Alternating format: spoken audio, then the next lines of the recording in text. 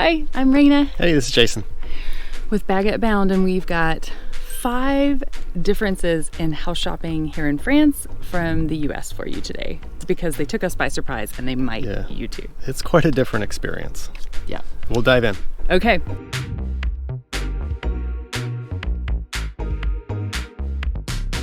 So number 1, the very first thing that we were shocked by is there is no MLS system. No public information source, so good luck finding what's out there. It makes it really challenging. Yeah, there's just no central place that everything is listed at all in the whole country. So there are like aggregating sites. One of them we found, our favorite is Seloger.com, but it's completely optional. You're not seeing everything on it. Real estate agents could or might not upload to there. Yeah, we'll put that link in the description. You can check it there. Yeah.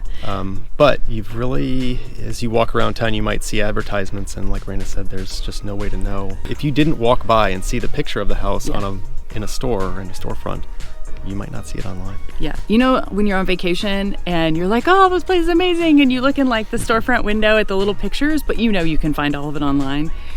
We have actually seen pictures in the storefront of agencies that are local that we haven't seen on their online profile, and we go in and be like, hey, what's the deal with this place? Yeah. So yeah, it's a strange thing that it's really like boutique shopping. You have to find where they are. Yeah.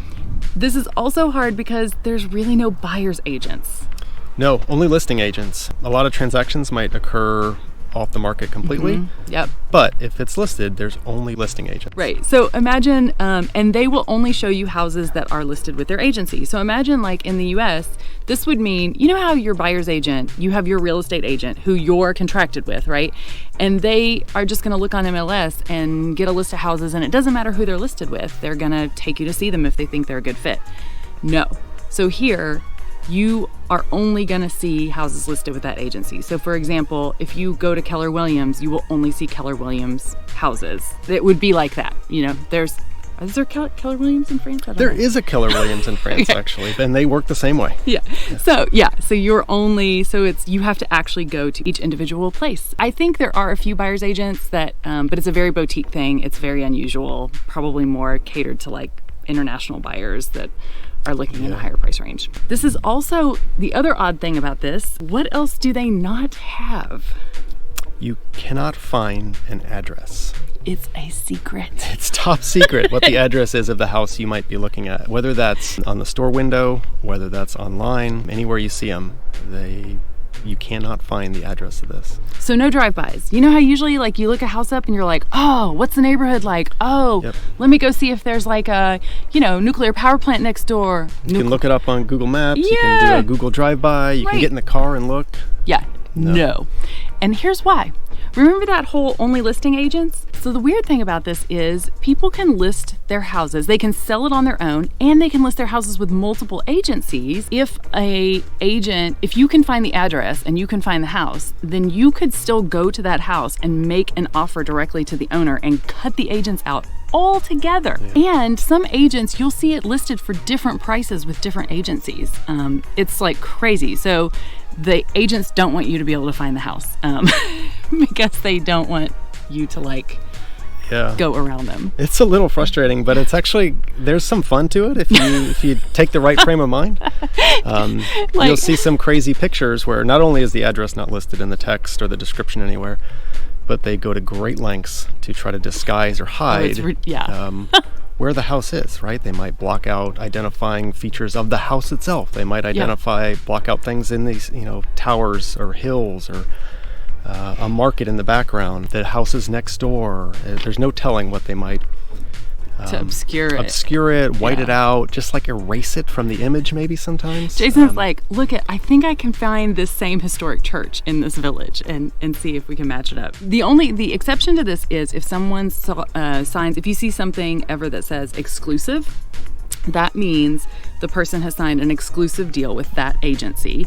You can only buy it from them. Like, you will not find it other places. This is usually an effort to get a better price, because the fact that you can only go there to buy it, there's a lot less the agent is not in as much of a rush to sell it because they're not trying to beat other agents to selling it by making a deal at a lower price. Yeah. So that's kind of the benefit of why people, and in that case, you cannot buy it from the owner. They've actually signed a contract. But this is felt like chaos to us when we first discovered this is how it works. In addition to maybe the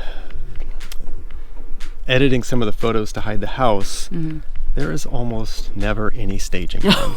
It makes for such interesting online viewing. The types of pictures that are out there. You might see someone doing laundry. You might see someone making dinner. You might see breakfast dishes left over. You might see someone in the background working on the yard.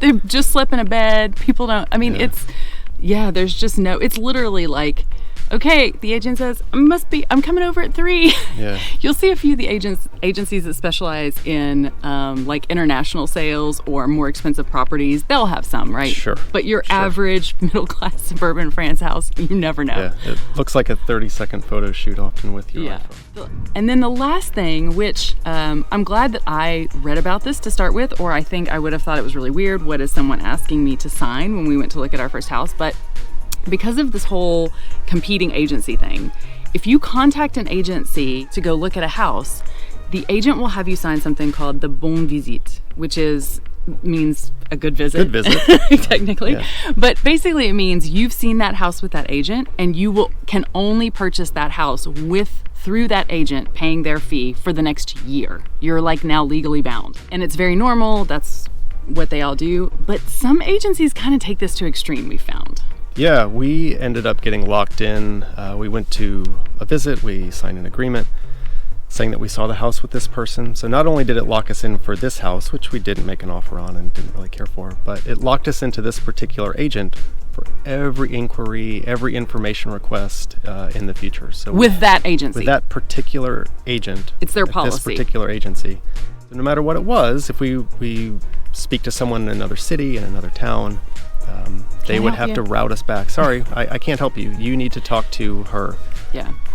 And unfortunately... And that was very difficult, actually, Yeah, we actually started avoiding, anything that was at the agent. I was like, because we knew we were going to have to get in touch with her. She wasn't really that close to us. It was just a weird thing. And it was never something that we agreed to. Yeah, so the Bon visit is dangerous though if you don't realize that it's being listed with multiple agents and you might have a lower price with someone else. If you just missed that online or you weren't aware of it, you don't have the opportunity to buy this house then from another agent or from another agency. Yeah, but I think it's important to say it's normal.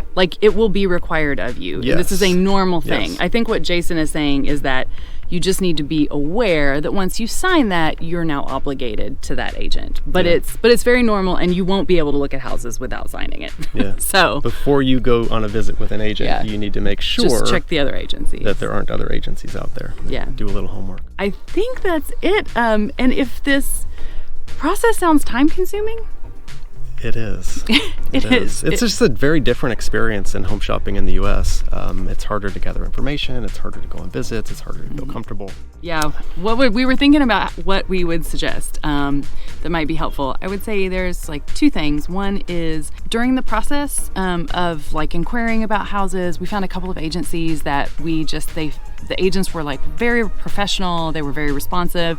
They had a lot more international clientele, so I think they had a better idea of what people's expectations who were not French were. And so we started to really look at those agencies, and we also gave those agents our criteria and said, this is what we're looking for. And so they would reach out to us when something came into their agency that that they thought might fit our needs. So it wasn't everything. It's not like in the US where you have a buyer's agent and they're looking at everything and calling you if there's something. But at least then there was kind of a leg up, and you did have someone who was kind of, trying to find something that might be a good fit. So we've had some real good experiences with that, with some different agencies that we've been working with. We found them really helpful. So and some of those agencies too that cater more to international clients, they will have higher agent fees. It's not standardized, I guess, is another thing I didn't think about on our list, but it's not standard. Like in the US, it's pretty standard, 6%, and 2 agents each get 3. That's not standard here either. It can be 6%, 7, 8, 9. percent. You'll always see that listed on the advertisement. Right, When you'll you get know. information on the house, you know what the fees are. That is negotiable if you get into a state where It you is. want to make an offer. Yeah. That agent can negotiate. You can negotiate that down. Yeah, they might not. They but might not. Technically, But it's possible. there's no there's no standard. There's no legal rules around that or anything like that. Yeah. So We've had good experiences both with French-speaking and English-speaking agents. Yeah. It's a little more challenging with Yeah. a French speaker who isn't a native English speaker, but we've had great experiences both ways. Yeah. We found them to be very helpful. And you just have to remember when you're looking at the house with them, you're looking at the house with the person representing the seller, which is also kind of different because, in the U.S., I always looked at the houses with someone who was representing me. They had my interests in mind. But, we've also had, we've looked at houses both with agents who are they were trying to sell us the moon. We're like, oh, Yeah. I'm concerned about this. And they're like, oh, it's possible to do this. We're like, well, yeah, anything's possible, right? But then we've also had great experiences with agents who really tried to be very fair-handed. So it is kind of all about finding the right person. Yeah. Sorry. Okay, I hope that's helpful, and maybe you can enjoy doing some French house browsing on Cellier. Just know you're not seeing everything. Yeah. If you have any experiences or thoughts on this too, leave some comments down below. We'd love to see what your experiences have been or what your tips and tricks have been. Oh my gosh, yeah. Yeah, totally. All right, till next time. A biento.